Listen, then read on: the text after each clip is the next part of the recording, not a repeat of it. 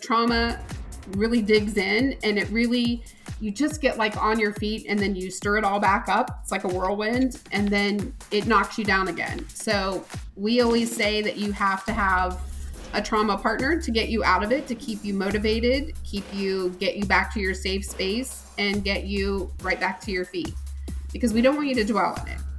We want you to be on a healthy, happy journey. It's The Journey with drug and alcohol attorney Mark G. Astor.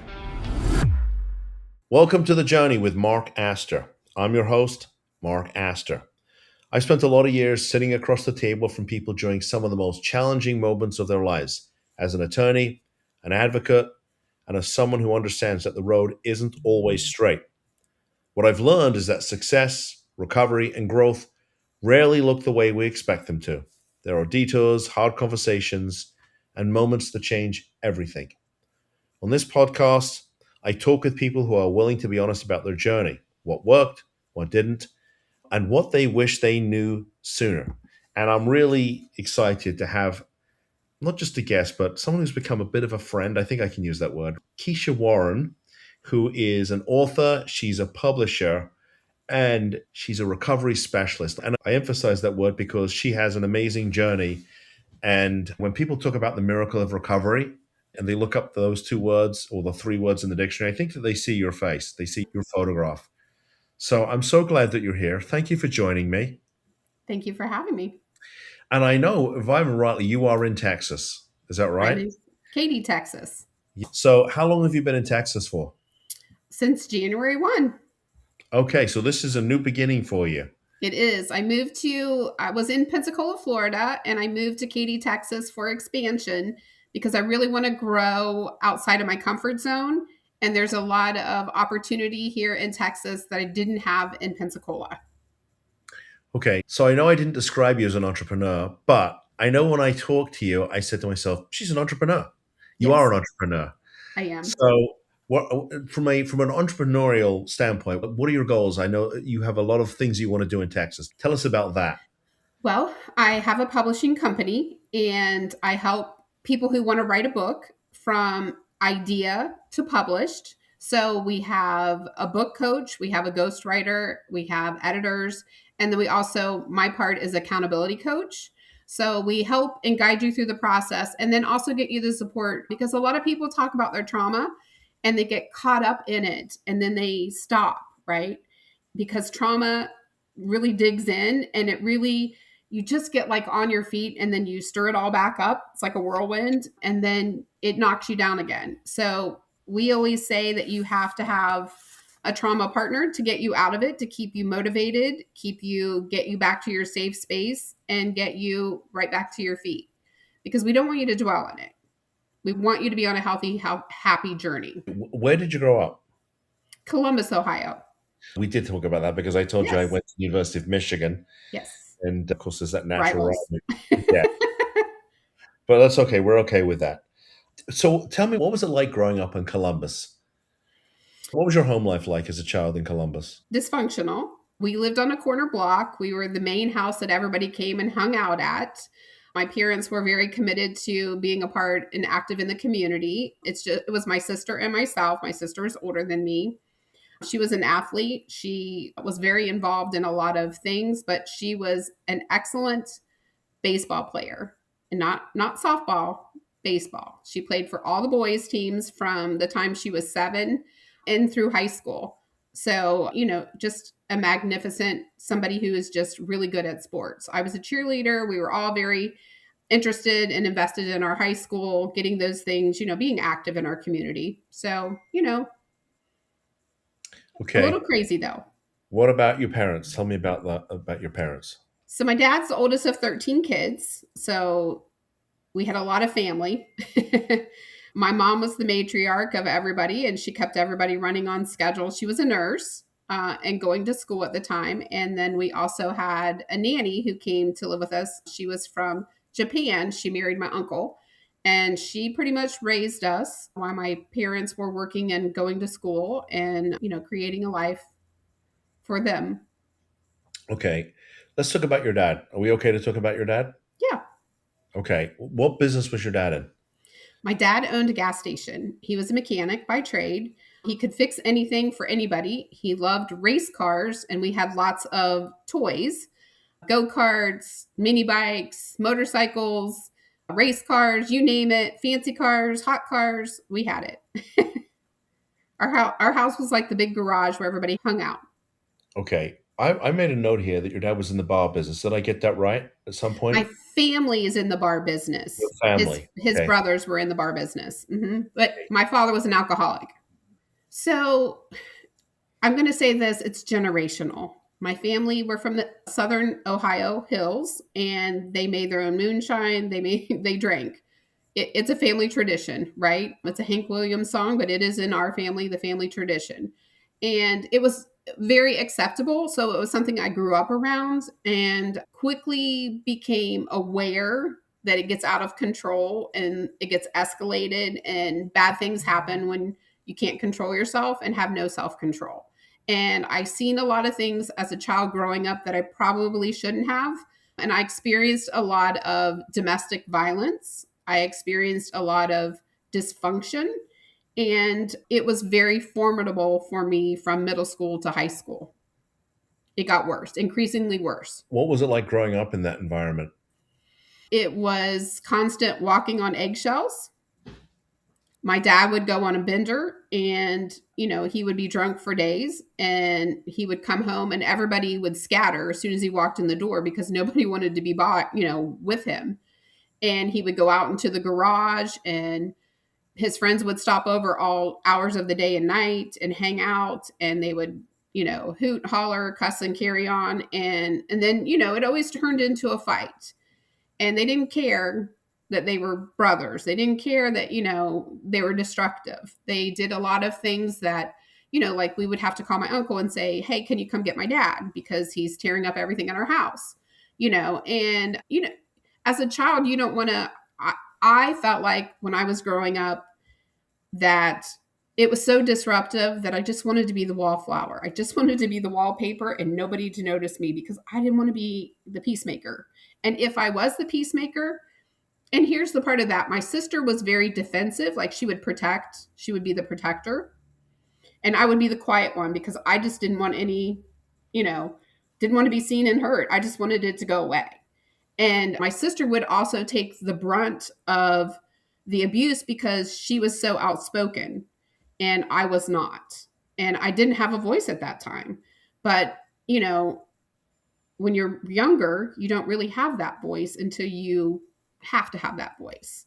And then, my mom is the best thing my mom ever told me. Advice is only you will know the minute, the day, the hour when you've had enough, and it will stop.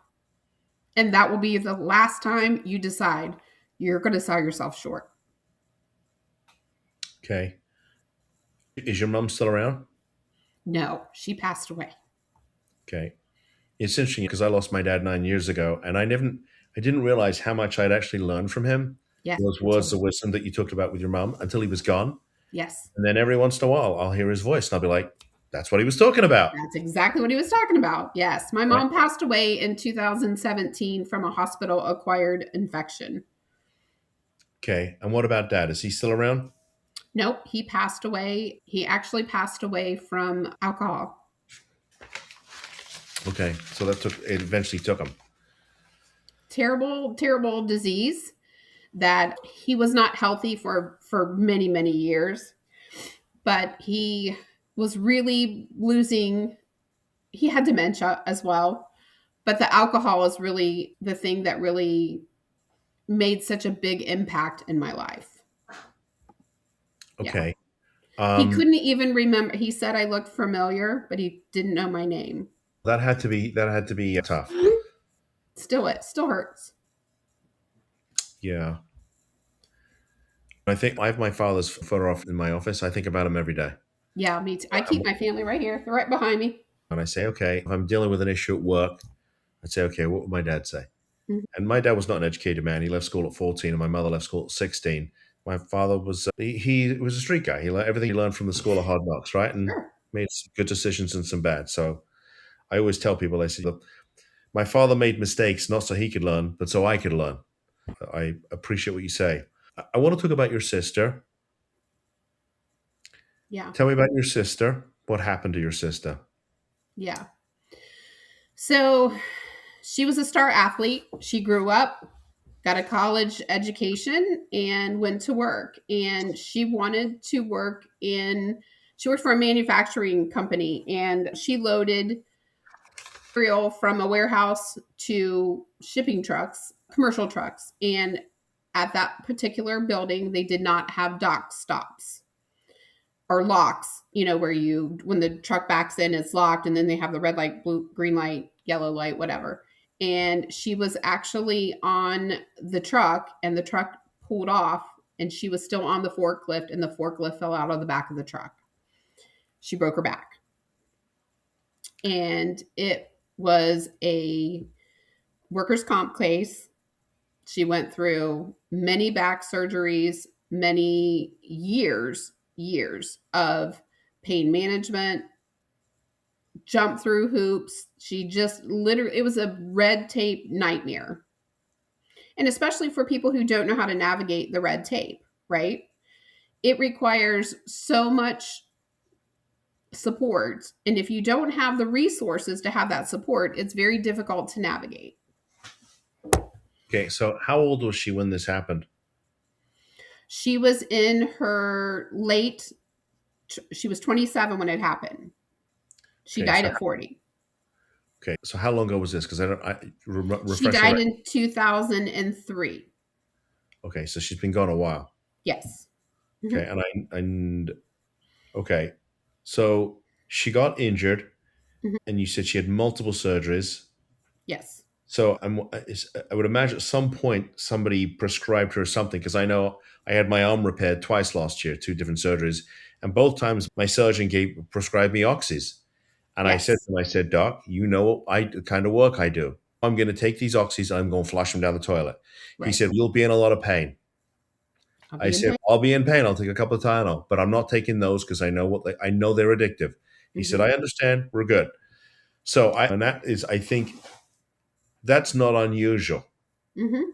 Right. So I actually did some investigating because at the time I lived down the street and around the corner from my mom. My mom and my sister lived together. And I moved so I could be closer to my family and spend more quality time with my mom. So my sister being, she also was bipolar. So, there's some hiccups to all of that as well. Her mood swings, she was definitely has the addictive alcohol gene in her, that's in our family. And she would go for days of being manic, and then she would sleep for 3 days. You know what I mean? Like she had her ups and downs, but most of all, she was just a miserable person. Yeah, when you say she was manic, describe what you mean by that. Manic being, so she self-medicated on top of the prescriptions she was given. With what? And What was she self-medicating with? oh, I have the autox. I mean, I have the report. If we could, Okay. I'm just going to give you a brief review. So let me just give you the little synopsis though. So my sister passed away. So my sister lived down the street and around the corner. My son was the one who found my sister. He had gone over to apologize because they had gotten an argument a couple days before. And what was unusual the day that he got there was all of the dogs, she had 4 dogs, all 4 dogs were on the bed with her, and my mom had laid laundry on the bed. And he said, when he got there, he sat at the edge of the bed and he was pouring out his heart to her, saying he was sorry and would she accept his apology. And he kept saying that the dogs were acting really weird.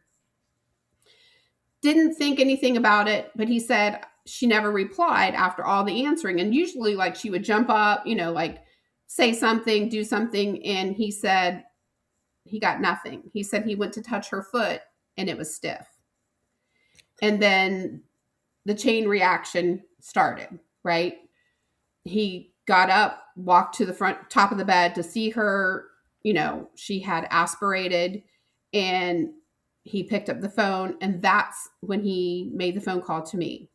He called me first, and I actually had horses, and I was about a good 45 minutes away, and I had my daughter with me.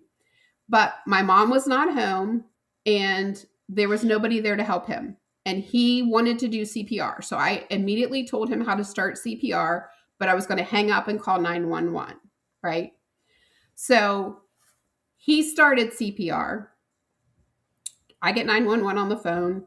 They come, they get there before me, but our development was the kind of development, there's only one way in and one way out. And we were all the way at the far end of the community. So by the time I got arrived, it was pure chaos. I couldn't even get to my street. I literally had to park my car and walk a good, well, I didn't walk, I ran, jog, because the fire trucks, the, emergency squad, all the things, and then the police, it was a crime scene. It was just a disaster. Disaster. And as I arrive on the scene, my oldest son, is outside with oxygen on. My other friend's waving me in, and then the police won't let me in because it's a crime scene. And I don't know. I mean, I know in my heart, I know, but in my mind, I can't put it together. Right? I'm a seer to believer.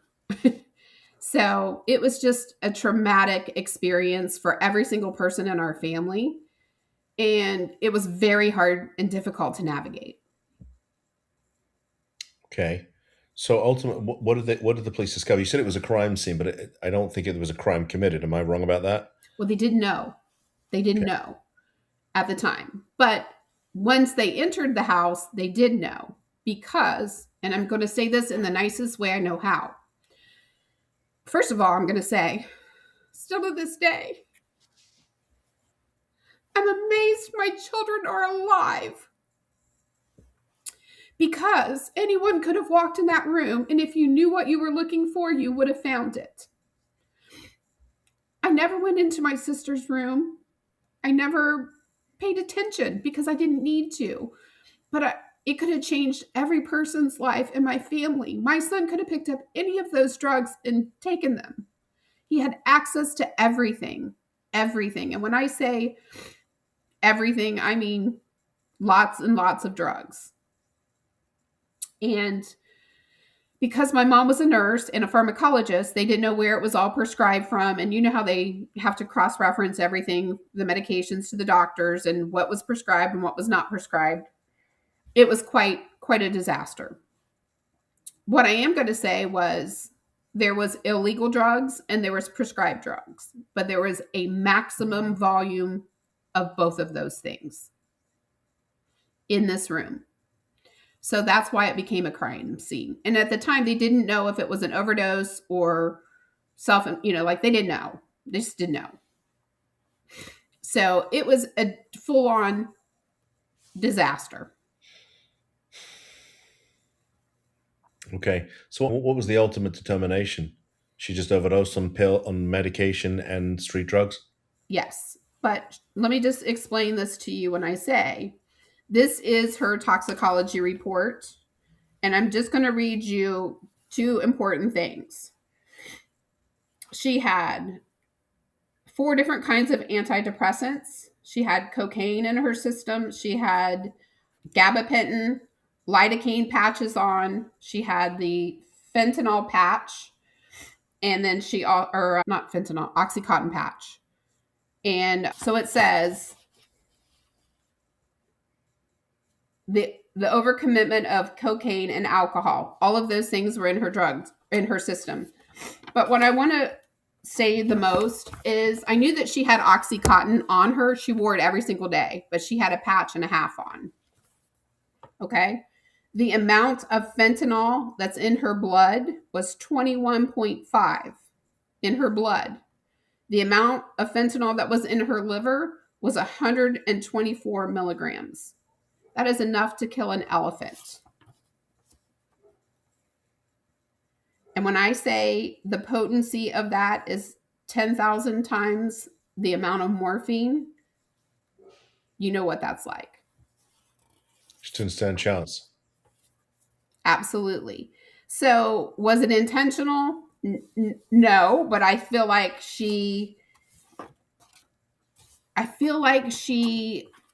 on multiple occasions just wanted to be out of pain. Are you talking about physical pain? Because obviously, Physical pain, physical and mental pain, because it was just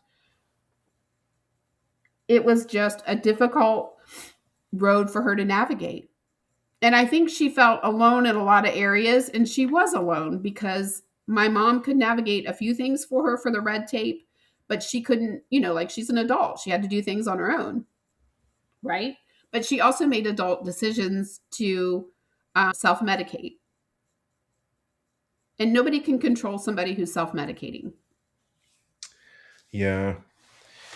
I think one of the things, there's a couple of things that you shared with me that really resonated with me. I think you told me that you hate the holidays. I do. It's not Okay, my season. tell me about that and why you hate the holidays. It's difficult. It's difficult because I love people who love the holidays. I love people who love, Christmas, and it's joyful and it's family and it's all of those things. But it's not that for me. Not because I don't have I still have family and I still find joy in my grandkids and my children. It's just not the joy.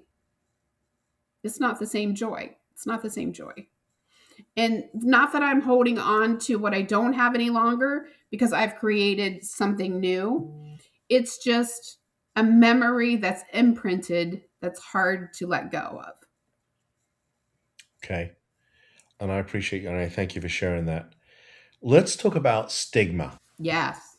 because I think that's an important thing to talk about. And I know that you and I had talked about that at length Yeah. when we were prepping for the podcast. And that is, I think, something that a lot of families really worry about. So let's take a few minutes to talk about that because you talked about, the idea of brushing it under the rug and tarnishing the family name. So I'll let you unpack that for us. So, yes. When my sister passed away, everybody was speculating, right? Everybody's talking about rumors and this, and they knew this, and they knew that, and they didn't know nothing. And so it became the rumor mill. And first of all, our house was a crime scene for 7 days. So when you have the media outside your door, you have them talking to your neighbors, they're doing this, they're doing that. And it became so overwhelming because people are saying things that are not true and they know it's not true, but they're saying it anyways. And it makes it difficult. So I had to go out and give a statement, right? I had to go out and give a statement so they would just leave us alone. And they were harassing my children, my family, they were harassing us. And so my mom didn't want me to give a statement because she just wanted it to be quiet and it'll go away, right? It didn't go away. They kept coming at us harder and harder. And finally, I just went out and made a statement. She passed away. We don't know the facts. And until we do, we are not making a statement. We know that she had mental illness. We know that she was taking prescribed drugs. And we also knew she had street drugs. At what capacity? I couldn't tell you because I didn't know at that time. And I didn't know until way later when I got the toxicology report, like until you start to educate yourself and then really put the pieces together, you don't know until you do know. And now I do know. And I was dumbfounded because I felt like an idiot that I didn't know more about my sister than I should have. And then I felt the stigma of, I could have helped more and I didn't. So I felt guilty. I have a question. You say you feel guilty and you could help more. What would you have done? I mean, honestly, I don't think that I could have made an impact in the way that she needed, but I could be more compassionate. I could have been more helpful. I could have drove her to places that she needed to go and I didn't. It just didn't, I didn't want it to affect my life. I really didn't. And I say that honestly because I had I had 4 kids in high school at one time. My life was busy. They were in activities and working and just trying to keep my own household together, let alone take care of my household and, my mom's. And it was overwhelming. It was very overwhelming. And so, but I also felt selfish later, like there was things I could have done that I didn't. And Now I regret that.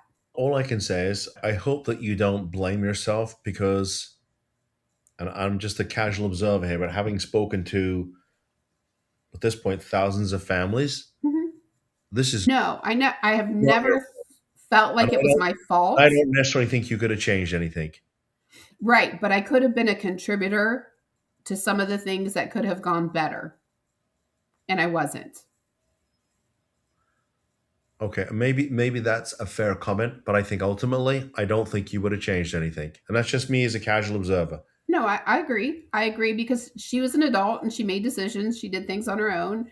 And you can't tell somebody who doesn't want to, right? You can't tell somebody who doesn't want to. So, yeah. But let me tell you about the stigma to this. So, you're the talk of the neighborhood.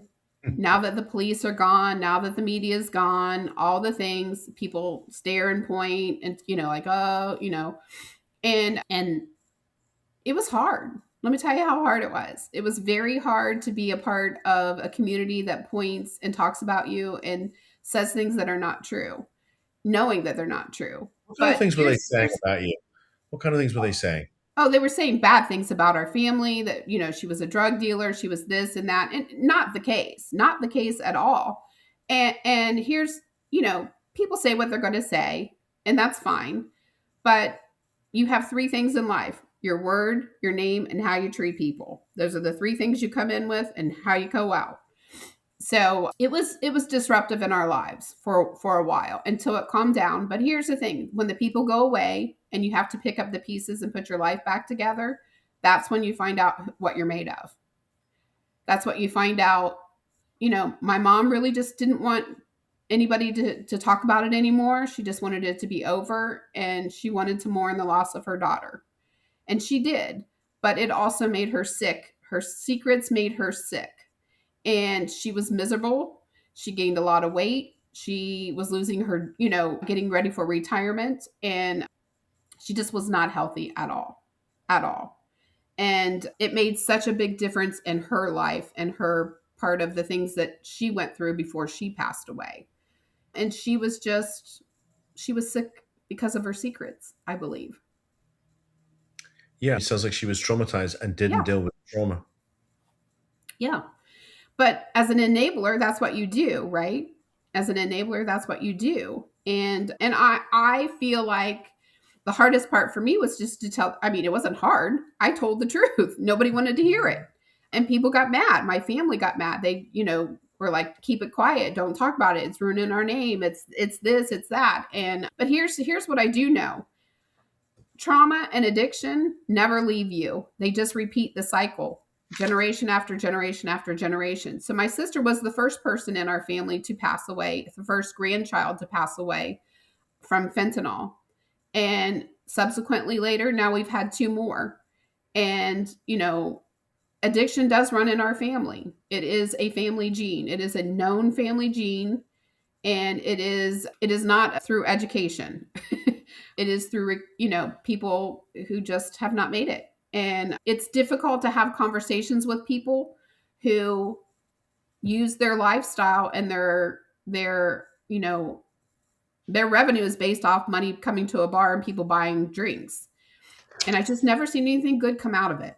I just never have, and I don't agree with it. So You said something that was interesting that really resonated with me because I think you said that your family was in the bar business. yes. I was prosecutor for a number of years, and then I left and I did defense work, and I represented a guy who owned a bar. Hmm. He was an alcoholic, Hmm. okay, and so he was in one town, and then he had a rival who owned another bar in another town. They were close by, right? They were rivals in the sense they were in the same business, but they probably weren't catering to the same client because no one's going to drive 15 miles south to go to another bar. And they tried to do this sort of business deal. The thing went south, and then there was a whole argument during which a firearm was produced. And the next thing you know, somebody had a hole in their foot. And I represented him on that. Then, of course, he got arrested for DUI, and he passed out in his car right outside the gas station where the local police here fill up their cars, and they found him passed out unconscious, lights on, car running. Miracle he didn't kill himself or anybody else. And ultimately, he drank himself to death. Hmm. He's in that environment every day. He's in a bar, and Very it was sad. sad. It was sad. He had a very sweet wife, and they owned the bar plus the real estate, and I'm sure it all went goodbye. He Yeah. literally drank his wealth away.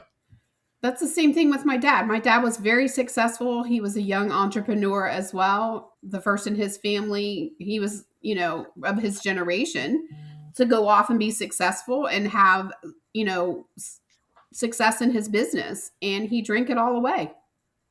And when he passed away, everything he had, he could have put in a bag, brown paper bag. He didn't have anything left. And it was devastating. Devastating. Yeah. You have not had it easy. No, But but just the cards I was dealt. meanwhile, you've become an advocate. Yes. Tell us about that. What you're doing, Passionate how you're about it. helping people. Yes. Well, I have advocated. So, in the past 5 years, I wrote a book, I have a documentary, and I want to be a resource to help people get to the right places to get the information to serve them. And sometimes that just looks like helping people get to the right direction, but it also helps with knowing how to get the resource to get them funded. So if they need to get in recovery, or if they need Baker Act, if they just need social services, any of those things, because not everybody knows, it doesn't have the skill set for that, right? They don't have the resources or the knowledge because they've never navigated that before. And that's one of the things I really pride myself on, is being a resource and getting people to the right places. Educating people on Narcan, you know, knowing how to use it. Kids today are texting little emojis and talking and selling drugs, and young people are taking them, and they're dying in droves, more so than they have in the past, and at all ages. It doesn't matter if they're starting at 8 and 10 years old, or if it's a baby in the room and they've touched something and gotten fentanyl on them and then they've passed. It's all devastating. It doesn't matter what age they are, but this is a preventable crisis. It can be preventable. You have to educate yourself on things that you probably don't know anything about, right? And I didn't know about them either until I really said, this is enough. I'm going to be a generational curse breaker. It is not going to happen again in my family. And that is my goal, not to let it happen again in my family. Because I have grandkids who are now coming up, who are, one's in middle school, one's in high school, and they're forever getting larger. And I just don't want that to happen for my grandkids. I wanted to stop in my legacy, for sure. You said you wrote a book. Tell me about that.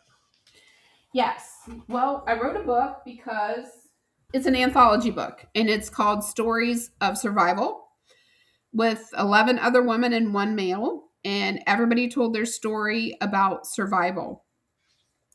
It's called Stories of Survival, and it is about the resilience of growth that you have when you've been through trauma. And I can say I'm only here because of God. Only because He alone has, and the Holy Spirit has guided me from trauma to joy.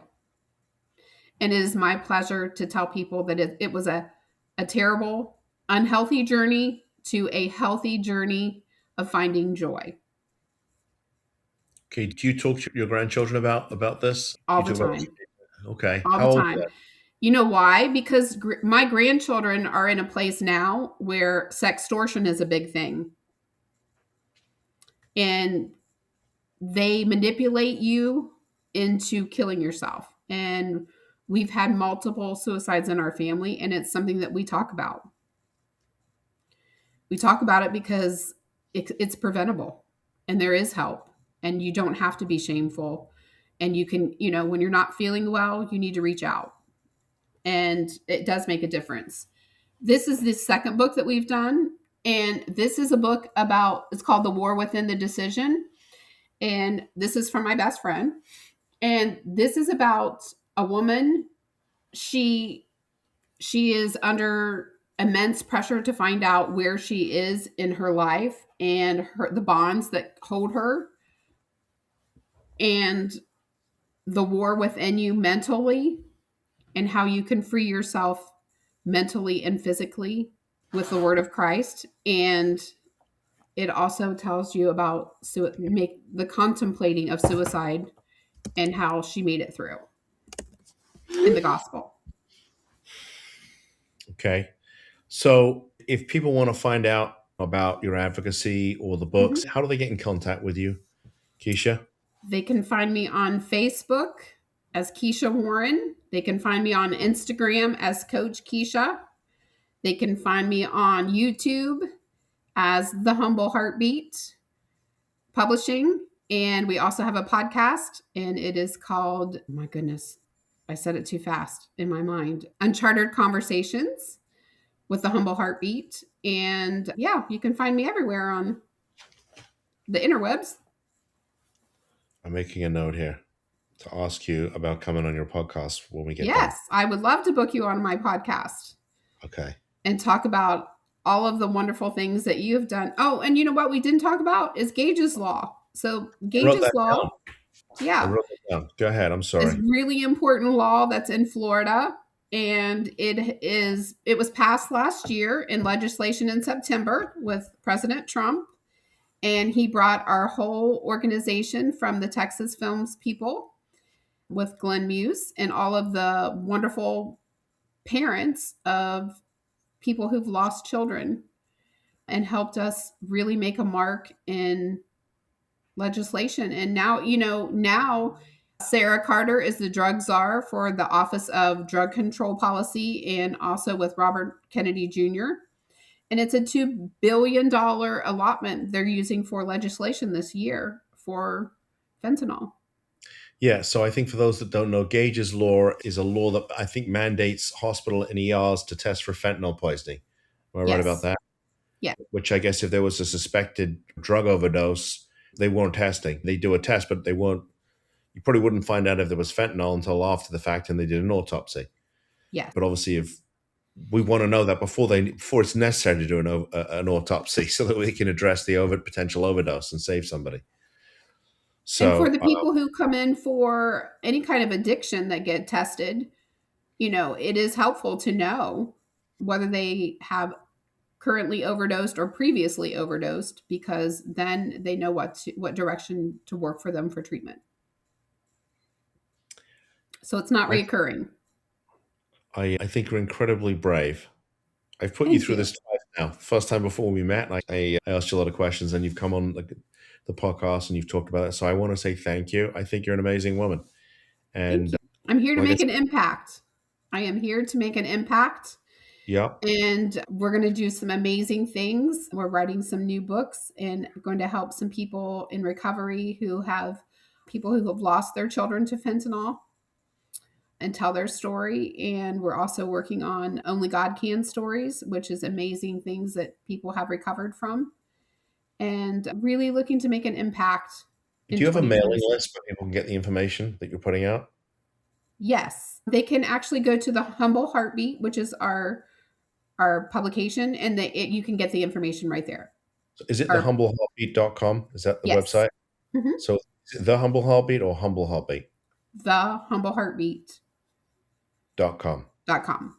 Got Mhm. it. Okay, good. I want to make sure And people get can on our get mailing list. Yes, because you we should have some amazing things coming up.